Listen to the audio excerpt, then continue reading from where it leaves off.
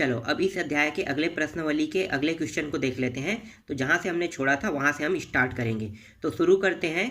एक प्रश्न क्रमांक तीसरा है, एक वृत्त का केंद्र O है तथा कोण APD का कोण समद्विभाजक PO है, सिद्ध कीजिए AB बराबर CD। तो हमें सिद्ध क्या करना है, AB बराबर CD हमें सिद्ध करना है। तो अब यहाँ पे सबसे पहले आपको चित्र बनाना है ऐसे प्रश्नों में। तो चित्र कैसे बनाओगे, तो यहाँ पे दो प्रकार के चित्र बनेगा। ठीक है, दो प्रकार से आप चित्र बना सकते हैं, लेकिन इनमें से एक पॉसिबिलिटी ये रहेगा कि वो चित्र सही होगा और दूसरी पॉसिबिलिटी जो रहेगी वो गलत रहेगा चित्र में। ठीक है, तो मैं आपको दोनों पॉसिबिलिटी बता देता हूँ कि कौन सा चित्र सही है और कौन सा चित्र गलत है। देखो हम दो वृत्त बनाते हैं। ठीक है, पहले वाले को पहले समझते हैं।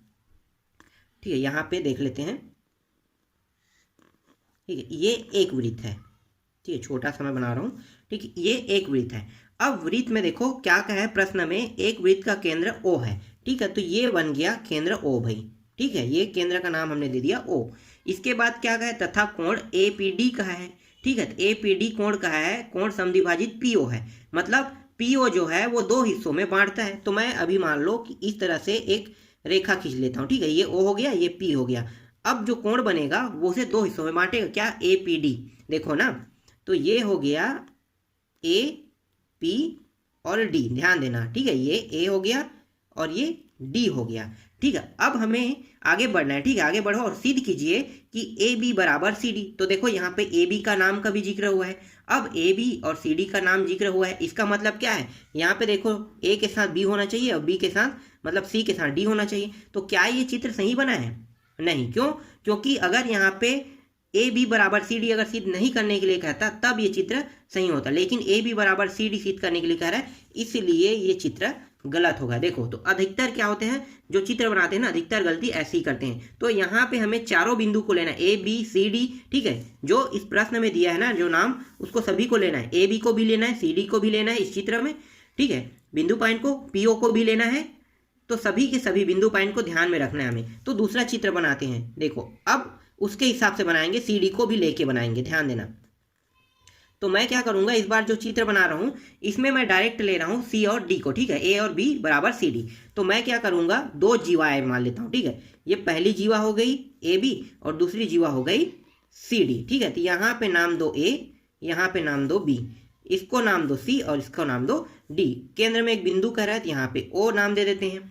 ठीक है, अब यहाँ से यहाँ को मिलाएंगे तो यहाँ पे क्या हो गया, ये बिंदु पॉइंट बन गया आपका P बन गया। ठीक, समझ में आ गया, ये बिंदु पॉइंट क्या बन गया, P बन गया। अब हम लंब लेते हैं, तो इसके लिए लंब क्या होगा, देखो यहाँ पे मैं इसे डॉट डॉट कर लेता हूँ। ठीक है, तो ये लंब हो गया और इसके लिए ये लंब हो गया। तो इस वाले का नाम मैं क्या दे देता हूँ, M दे देता हूँ, और इस वाले का नाम मैं N दे देता हूँ। ठीक है, तो ये M बिंदु पॉइंट हो गया, ये N बिंदु पॉइंट हो गया। ठीक, अब देखो जो प्रश्न में कहा है वो सारी बिंदु पॉइंट मैच हो रहा है कि नहीं। तो देखो AB भी जिक्र किया, AB मिल गया, CD भी मिल गया। ठीक है, ON समद्विभाजित कर रहे हैं, तो देखो यहाँ पे ON सॉरी OP समद्विभाजित कर रहे हैं, तो यहाँ पे OP समद्विभाजित भी कर रहे हैं। अब कोण देखो AP और D बनना चाहिए कोण, तो देखो APD भी कोण बन रहा है। मतलब क्या, ये सारे नियमों को पालन कर रहे हैं। कौन सा चित्र, दूसरा वाला। तो ये वाला चित्र अगर आपके दिमाग में आया होगा तो ये वाला गलत है। ठीक है, आपको सभी बिंदु पॉइंट को मैच करना आना चाहिए, तो इस तरह से चित्र बनेगा। ठीक, अब चलो आगे हल करते हैं। जो जो दिया है उसको क्या करेंगे, हम दिया है कह के लिख लेते हैं। ठीक है, तो यहाँ पे लिख लेते हैं, दिया है, क्या क्या दिया हुआ है, पॉइंट है। तो जो प्रश्न में दिया वही लिखना है आपको। एक वृत्त का केंद्र O है। ठीक है, ये दिया हुआ था तो O है। उसके बाद क्या दिया है, तथा कोण APD कोण समद्विभाजक। समद्विभाजक का मतलब क्या है, दो समान हिस्सों में बांटना, इसे हम कहते हैं समद्विभाजक। तो कौन से बिंदु का बांट रहा है, PO। देख लो PO, या सॉरी यहाँ पे देखो PO समद्विभाजक कर रहा है, दो हिस्सों में इसे बांट रहा है, इसलिए हम क्या करेंगे, कोण देखो कोण AP, यहाँ पे AP और D, देखो कोण APD को दो हिस्सों में कौन बांट रहा है, PO। ठीक है, PO रेखा बांट रहा है, तो यहाँ पे PO लिखोगे। ठीक है, ये हो गया। अब इसके बाद हमें क्या लिखना होता है, इसके बाद हमें लिखना होता है सिद्ध करना है। ठीक है, सब चीज़ ये सब दिया हुआ है, जो मैं लिख रहा हूँ ना वो सब के सब कहाँ पे है, दिया हुआ है। ठीक है, तो हम यहाँ पे लिख लेते हैं सिद्ध करना है। क्या सिद्ध करना है, सिद्ध हमें करना है AB बराबर CD, ये हमें सिद्ध करना है, ए बी बराबर सी डी। अब हम रचना करते हैं, ठीक है। अब आगे आते हैं, अब यहाँ पे रचना लिखते हैं। तो रचना में हमने नया पॉइंट क्या जोड़ा है, याद रखना नया पॉइंट जो जोड़ते हैं ना ऐसे प्रश्न में सिर्फ उसी पॉइंट को रचना में लिखना है। तो हमने नया पॉइंट क्या जोड़ा है, देखो यहाँ पे ए दिया हुआ था, ए बी बिंदु पॉइंट मतलब ये बराबर सिद्ध करना, मतलब ये दिया है, सी डी भी दिया हुआ था, ये कोण भी दिया हुआ था, ये भी दिया हुआ था। बचा क्या, हमने लिया यहाँ पे लंब जो लिया है ना, वही बस हमें एक्स्ट्रा पॉइंट हमने जोड़ा है, ठीक है, जो प्रश्न में नहीं था। तो ये अपने हिसाब से जोड़े, तो हमें क्या करना है, रचना में उसे लेना है। तो रचना में लिखो ओ को केंद्र मानकर, ओ केंद्र से, इस तरह से लिखो, ओ केंद्र से हमने लंब खींचा, ठीक है। ये ओ एम है, तो यहाँ पे लिखो ओ एम लंब किस पर खींचा, ए बी पर, तो ये हो गया ए बी, ठीक है। ए बी पर हमने लंब खींचा। और दूसरा एक और है, तथा दूसरा एक और है, क्या है, ओ एन, ठीक है। तो यहाँ पे लिखो ओ एन लंब खींचा किस पे, सी डी पर, तो ये हो गया सी डी पर खींचा, ठीक। ये पॉइंट हमने लिख दिया, यहाँ तक समझ में आ गया। अब हम आगे हल करते हैं उपपत्ति, ठीक है। तो उपपत्ति करते हैं, चलो आगे हल करो। तो यहाँ पे लिखोगे आप उपपत्ति, ठीक है। उपपत्ति में अब उपपत्ति को ध्यान देना, ठीक है। यहाँ पे क्या करेंगे, यहाँ पे देखो कितने त्रिभुज बन रहे हैं वो ध्यान देना आपको। तो देखो एक त्रिभुज दूसरा त्रिभुज, ठीक है, तभी तो सिद्ध कर पाएंगे ना, त्रिभुज बन रहा है तभी ये सिद्ध हो पाएगा। तो दो त्रिभुज बन रहा है, एक पहला और ये दूसरा, तो दोनों त्रिभुज को लिखो। तो यहाँ पे त्रिभुज, ठीक है, ओ एम पी, देख लो ओ एम पी बन रहा है, और एक बन रहा है ओ एन पी बन रहा है। तो लिखो यहाँ पे तथा त्रिभुज ओ एन पी, दो त्रिभुज बन रहे हैं। अब इन दोनों त्रिभुजों को हल करेंगे, तो इन दोनों त्रिभुजों में मतलब क्या करेंगे, तुलना करेंगे, बराबर बराबर। तो सबसे पहले देखो ओ पी जो है वो दोनों के लिए क्या है, कर्ण का काम कर रहा है। इसका मतलब क्या है, ये दोनों में आएगा, तो दोनों में क्या है, बराबर हो रहा है भुजा। तो ओ पी इस त्रिभुज में भी बराबर हो रहा है, मतलब इस वाले त्रिभुज में और इस वाले त्रिभुज में भी ओ पी बिंदु है, दोनों के हैं, और दोनों के हिस्से में क्या है, ये कर्ण है। तो इसे हम क्या निकाल लेते हैं, उभयनिष्ठ निकाल लेते हैं, उभयनिष्ठ, ठीक है, ये उभयनिष्ठ, ठीक है, भुजा है। तो अभी हमने क्या सिद्ध किया, भुजा, मतलब ये क्या है, भुजा जब सिद्ध करते हैं बराबर तो इसे हम क्या कहते हैं, सर्वांग सम। अगर हम कोण को बराबर करते हैं तो क्या होता है, समरूप होता है, याद रखना ना। तो यहाँ पे भुजा को हमने बराबर बताया, इसलिए यहाँ पे भुजा नियम लागू हो गया, ठीक। अब इस बार हम देख लेते हैं, कोण को देख लेते हैं। तो देखो यहाँ भी 90 अंश का कोण बन रहा है, यहाँ भी 90 अंश का कोण बन रहा है, दोनों जगह 90 अंश का कोण बना है। तो यहाँ पे लिखो कोण ओ एम पी बराबर है कोण किसके, ओ एन पी के, ओ एन पी के, जो दोनों क्या कर रहे हैं, 90 अंश का कोण बना रहा है, ठीक है। तो दोनों के दोनों 90 अंश। अभी हमने क्या नियम लगाया है, तो यहाँ पे अभी हमने कोण नियम लगाया, क्योंकि हमने कोण को बता रहे हैं, यहाँ पे देखो दर्शा रहे हैं कोण को, तो ये क्या है, ये कोण नियम है। इसका मतलब क्या हो गया कि यहाँ पे जो नियम लग रहा है ये सर्वांग, ये क्या है, सर्वांग सम नहीं है, ये क्या है, समरूप है। समझ में आ गया। जब सर्वांग सम कब होता है, जब भुजा को बराबर करते हैं, और समरूप कब होता है, जब कोण को बराबर करते हैं, ठीक। समझ में आ गया। चलो आगे देखते हैं। इसके बाद देखो फिर से देख लेते हैं, कोण को ही देख लेते हैं। कोण ओ पी एम, सॉरी ओ देखते हैं, यहाँ पे देखो, ध्यान देखो ओ, ठीक है, P M, O P M, O P N, ये बनाना है हमें, ठीक है। तो ओ पी, ये हो गया एम, और ये हो गया कोण ओ पी एन हो गया, ठीक है। तो ये दोनों भी कोण क्या है, बराबर है। क्यों बराबर है, क्योंकि ये दोनों कोण में देखो जो बीच हिस्सा क्या है, ये है ना। तो यहाँ पे जो ओ ए है इसे दो भागों में, बड़े वाले कोण क्या है, बड़े वाला कोण देखो ए पी डी, ठीक है, कोण ए पी डी को दो हिस्सों में समद्विभाजित करता है। तो यहाँ पे आपको लिखना है ए पी डी को समद्विभाजक या समद्विभाजक है, ठीक है, समद्विभाजक है लिख लेते हैं, ठीक। तो दो हिस्सों में ये बांट रहा है। समझ में आ गया यहाँ तक। अब हमने तीनों मतलब एक भुजा और दो कोण को हमने सिद्ध कर दिया। अब इससे आगे हल तो नहीं होगा, क्योंकि हमारे त्रिभुज में सिर्फ 3 ही कोण रहते हैं, चौथा कोण तो होता नहीं है, मतलब सॉरी 3 ही भुजा होते हैं, ठीक है, 3 ही भुजा होते हैं। तो 3 भुजा मतलब 3 ही बार हल करना था, तो 3 बार हमने हल कर दिया इसको। अब हम क्या बताएंगे, अब हम इसे बताएंगे, ठीक है, दोनों त्रिभुज को, त्रिभुज ओ एम पी, ठीक है, ओ एम पी समरूप भी है, ठीक है, सर्वांग सम है, समरूप भी है, बराबर भी है, सभी चीज ये पूरा हर चीज जितना भी नियम है वो सभी को ये फॉलो कर रहा है। समझ में आ रहा है। तो हम क्या लिखेंगे, ओ एम पी बराबर है, समरूप है त्रिभुज ओ एन पी के। यहाँ तक समझ में आ गया। अब यहाँ पे नियम क्या लगे है, अगर ऐसा है तो देखो एक हमने भुजा को बराबर किया था, तो यहाँ पे भुजा नियम लागू हो गया। दो क्या है, ये कोण है, ये कोण है, तो हम क्या लिखेंगे, यहाँ पे कोण और इसको भी कोण, भुजा कोण कोण नियम यहाँ पे लागू हुआ। तो यहाँ पे लिखो सर्वांग समता प्रमेय से। ठीक, यहां तक समझ में आ गया। यहाँ पे क्या लगा, सर्वांग समता प्रमेय लगा। अब यहाँ पे जो हमने लंब लिखा है ना उसको भी बराबर कर देते हैं। तो ये हो गया ON लंब हो गया और OM लंब हो गया, दोनों भी क्या आ गए, बराबर हो गया। ठीक, अब ये दोनों बराबर हो गया। अब आपको क्या लिखना है, सर्वांग सम त्रिभुज के संगत अवयव समान है। तो यहाँ पे लिखो सर्वांग सम त्रिभुज के संगत अवयव समान है।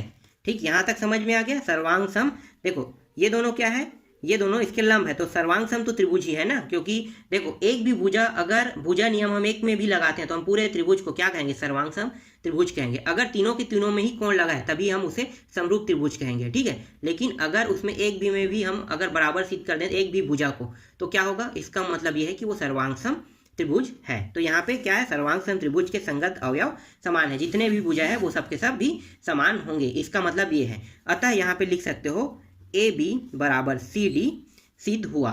ठीक है, सिद्ध, AB बराबर सिद्ध हुआ। क्यों सिद्ध हुआ, क्योंकि जो AB बराबर CD है, जब सभी के सभी भुजाएं समान हो रहा है, इसका मतलब है कि AB और CD की भुजाएं भी समान होगा। समझ में आ गया, इसलिए AB बराबर CD। इस तरह से आपको हल करने हैं। तीसरा प्रश्न समझ में आया। चलो आगे देखते हैं चौथा प्रश्न को। चौथा प्रश्न देखो, यहाँ पे दो वृत्त है जिनका केंद्र O और C है तथा त्रिज्या, यहाँ पे त्रिज्या क्रमशः 13 सेंटीमीटर और 3 सेंटीमीटर है, मतलब 3 सेंटीमीटर भी दिया है। यदि OC का लंब समद्विभाजक है, बड़े वृत्त को A और B पर मिलता है, तो AB की लंबाई ज्ञात कीजिए। तो हमें ज्ञात क्या करना है, AB की लंबाई ज्ञात करना है। यहाँ पे चित्र भी दिया है। ठीक है, जो चित्र दिया है उसको मैं पहले बना लेता हूँ। दिए जो भी चित्र दिया है उसको आपको पहले बना लेना है। ठीक है, ये पूरा चित्र डिसाइड करता है कि कैसे आपको हल करना है। तो यहाँ पे मैंने क्या दिया, यहाँ पे बिंदु पॉइंट दे देता हूँ। ठीक है, पूरा जैसा जैसा चित्र दिया है वैसा वैसा मैं बना रहा हूँ। ठीक, तो ये हो गया। इसके बाद है यहाँ से एक रेखा आया है और ये रेखा इसको इस तरह से टच कर रहा है और यहाँ भी एक बिंदु पॉइंट है। ठीक है, तो यहाँ पे नाम दे देते हैं। अब इसको A नाम देते हैं, इसको हम नाम दे देते हैं B नाम देते हैं। ठीक है, एक का नाम हमने दिया यहाँ पे A, इसको हमने B दिया, और ये वाला नाम जो है ये क्या था, C था, और ये वाला नाम जो है ये पॉइंट, ठीक है, ये D पॉइंट है, और ये वाला O और ये वाला P है। ठीक है, अब जो जो प्रश्न में दिया उसको पहले देख लेते हैं। तो दिया क्या है, तो देखो त्रिज्या क्रमशः 13 सेंटीमीटर है। क्या कर रहा है, त्रिज्या क्रमशः 13 सेंटीमीटर। यहाँ पे त्रिज्या क्या होगा, देखो ये भी त्रिज्या है और ये भी त्रिज्या है। क्यों, अगर हम वृत्त के ये केंद्र है तो अगर हम रस्सी लेके इसे गोल या प्रकार की सहायता से अगर बनाएंगे तो यहाँ भी टच करेगा और यहाँ भी टच करेगा, मतलब यहाँ से यहाँ दूरी जितनी है उतनी ही दूरी यहाँ से यहाँ का भी है। मतलब क्या है, दोनों के दोनों क्या है, त्रिज्या है। तो ये हो गया 13 सेंटीमीटर और यहाँ से यहाँ की दूरी भी 13 सेंटीमीटर। ठीक है, तो त्रिज्या हमें मिल गया। ठीक है, अभी चित्र समझो ना, मिल गया। इसके बाद क्या कह रहे हैं, इसी त्रिज्या में, ठीक है, ये वाला जो त्रिज्या है इसमें एक पॉइंट और दिया है त्रिज्या रेखा में 3 सेंटीमीटर। जो दूरी किसकी है, C से P की दूरी है, यहाँ से यहाँ की दूरी C से P, तो ये हो गया 3। तो मान लो ये C से P की दूरी 3 है और ये पूरा 13 है, तो 13 में 3 घटाओगे कितना बचेगा, तो इसका मान निकल जाएगा, C से O का मान निकल जाएगा, कितना आएगा, 10 आ जाएगा। ठीक, इसे आगे हल करेंगे। चलो ठीक, यहाँ तक समझ में आएगा। अब जो दिया है उसको लिख लेते हैं। तो यहाँ पे लिखो OP, ठीक है, OP बराबर 13 सेंटीमीटर। ये OP भी 13 सेंटीमीटर है और AO भी 13 सेंटीमीटर है। ठीक है, दोनों के दोनों क्या है, 13 सेंटीमीटर है। फिलहाल हम इसको बस लेके भी हल कर रहे हैं। इसके बाद यहाँ पे देखो CP दिया हुआ है, तो CP कितना है, 3 सेंटीमीटर। अब हम क्या करेंगे, अब हम यहाँ से हम मान निकाल लेते हैं उसको। यहाँ पे एक सेकंड है ना, हम कौन सा मान निकाल लेंगे, हम समद्विभाजक कर रहे हैं तो हमारे पास मान चाहिए, इसका मान चाहिए। तो चलो आगे हल करें। तो ये देखो, ये हो गया पूरा का पूरा हो जाएगा OP। ठीक है, ये पूरा क्या है, OP हो गया। और यहाँ से यहाँ की दूरी, ठीक है, क्या है, CP है, प्लस C से O की दूरी कितनी है, C से O की दूरी। ठीक है, देख लेते हैं। अब इनके मानों को रख लेते हैं। तो OP का मान कितना है, 13 सेंटीमीटर, CP का मान कितना है, 3 सेंटीमीटर, और CO का मान कितना है, CO का कोई मान नहीं है। ठीक है, इसको ज्ञात करना है। इसको इस पार ले आते हैं, 13 - 3 बराबर CO, कितना हो गया, यहाँ पे हो जाएगा 10 सेंटीमीटर। प्राप्त हो गया किसका मान, CO का मान, मतलब यहाँ से यहाँ का जो मान है वो प्राप्त हो गया हमें 10 सेंटीमीटर।